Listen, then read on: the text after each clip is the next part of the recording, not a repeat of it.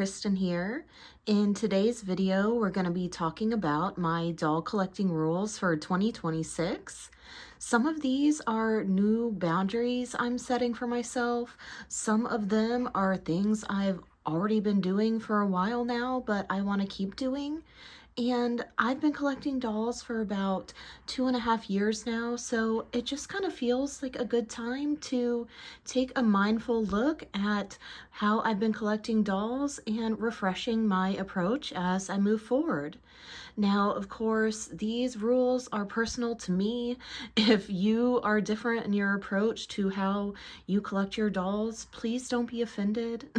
I'm definitely interested in hearing your own rules, but again, these are personal to me. We all have things that we need to do for ourselves to keep ourselves in check. But with that, let's dive into my rules for 2026. Don't immediately buy a friend. This applies to times where I may buy a doll from a particular brand for the first time ever. Yes, I know they are little plastic soulless women, but I don't want my dolls to be lonely. When I buy a doll from a particular brand or line for the first time, I'm inclined to buy a second doll from the brand in the same purchase or very soon after. I think that habit can sometimes make me get a second doll that I don't feel super strongly about, or at the very least, I'm spending extra money that I don't really need to spend right then. I've actually gotten much better about this recently. For example, I got my first Bratz doll in January, the Hello Kitty Yasmin. I really love her and think she's so beautiful. But I did go down this weekend long spiral after she arrived at my house, though, where I was really tempted to get her a friend immediately. I was really torn what to get, and I was going back and forth between several dolls, and it was honestly stressing me out.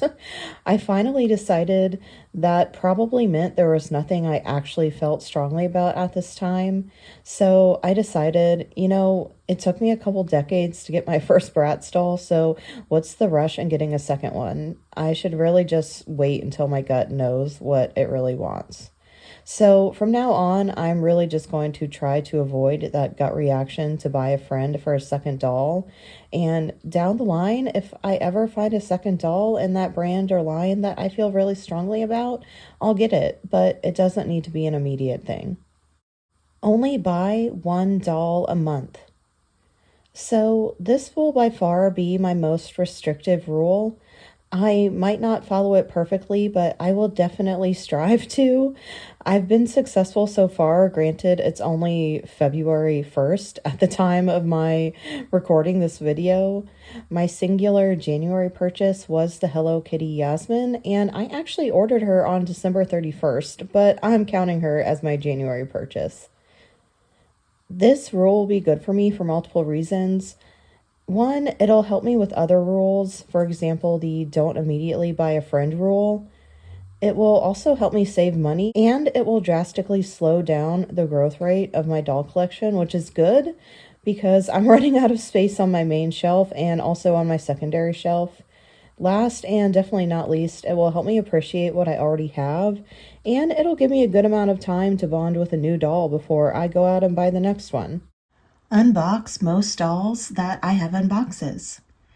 In the past few weeks, I've started to unbox several dolls I've had in box either in my closet or on my shelf.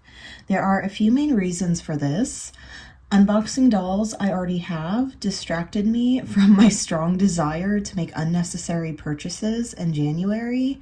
It wasn't as strong of a dopamine hit as the thrill of purchasing a new doll I'm excited about, but it was close.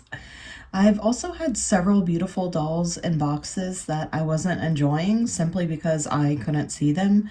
For example, the Shadow High twins, Naomi and Veronica, and several Barbies from the 80s Rewind line, I just wasn't enjoying because they were in boxes in my closet.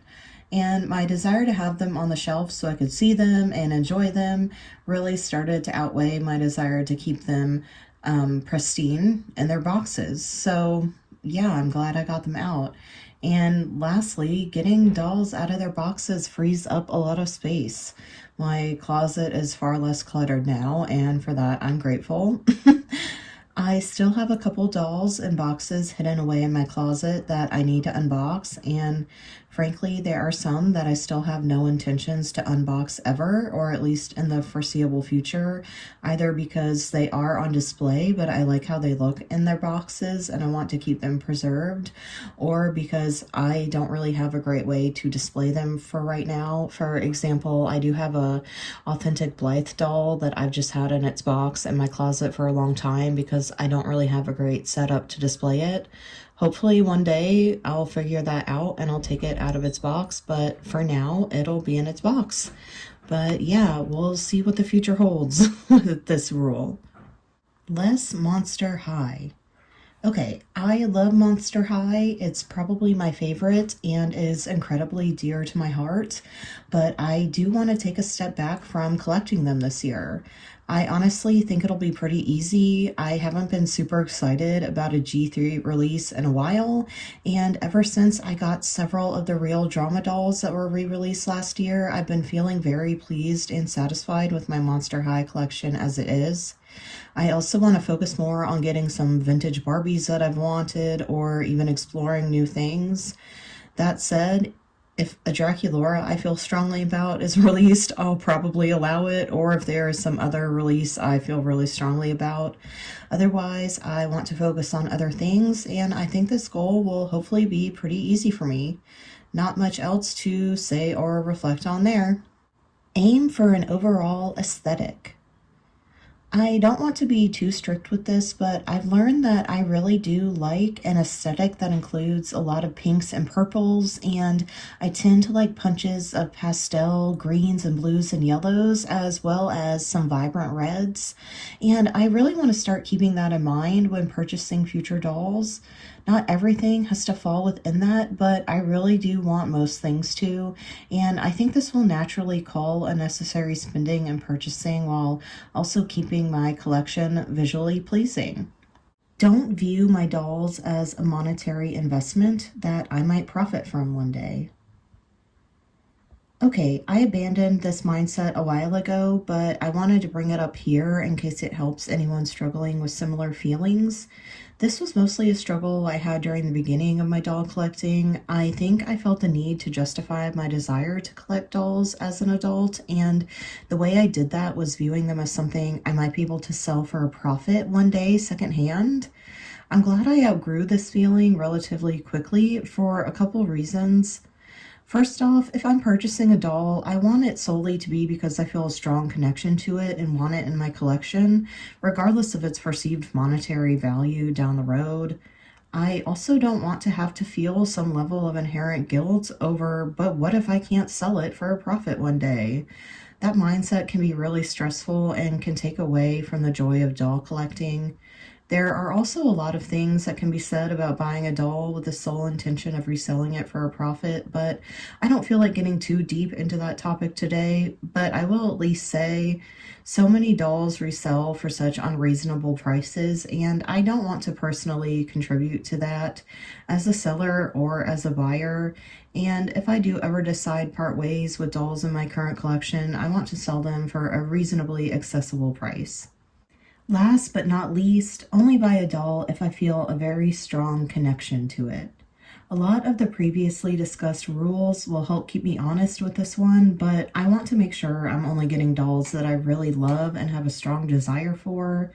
I don't want it to be an impulse buy, or because it was on sale, or because it could be a good friend to another doll, or because I felt it might get decent views if I talk about it or unbox it. I want it to be for no other reason that I personally really like the doll and feel strongly about adding it to my collection. And those are the rules I'm going to try to follow for 2026. Time will tell if I will be perfect about it, but I sure know regardless, I will try dang hard. How do these compare to any rules or guidelines you have for yourself? Are they different? Are they similar? Do you have any rules and guidelines? Let me know in the comments. I definitely want to hear how y'all are tackling this as well.